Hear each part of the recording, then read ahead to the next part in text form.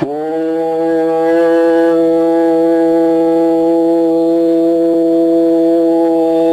ஈஸ்வரா குருதேவா. மிருகங்கள் எல்லாம் மனுஷி தன் உடல் வலுவைதான் காட்டும். இப்ப இதே மாதிரி சில நேரங்களில் புலி, நான்லாம் வேட்டைக்கு போயிருக்கிறேன்.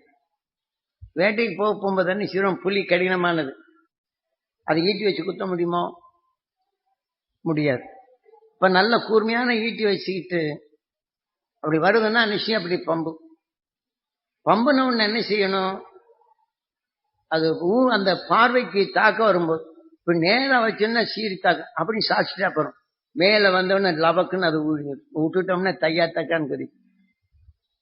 இது புலி இந்த மனிதனுக்கு இந்த எண்ணெய் வலு கொண்டு உறுதி கொண்டு அந்த ஈட்டியை வச்சான்னா புலியை கொண்டு போடலாம். புலி உடல் வலு கொண்டு வாங்கினா தாக்கு ஒரே அடி அடிச்சுன்னா கொடைகளெல்லாம் பிச்சு போயிடும். இத தெரிஞ்சோ தெரியாம நான் வேட்டைக்கு போகும்போது இந்த மாதிரி யுக்தி எனக்கு வரும்.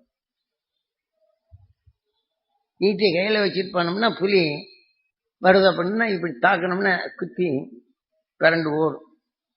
அதை அனுப்பிச்சுன்னா குத்திருச்சுன்னா இன்னும் கொஞ்சம் ஆவேசமா குதிக்கும்.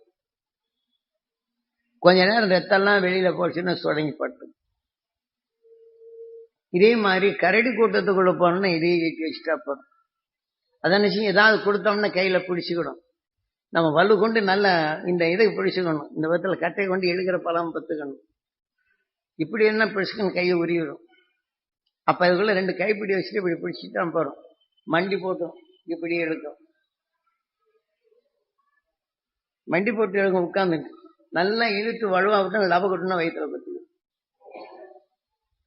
இப்ப மனிதனுடைய எண்ணங்கள் எப்படி இருக்குங்கிறதையில இது குருநாதர் ஒவ்வொரு செயல்களையும் செய்யறது காட்டுறார்.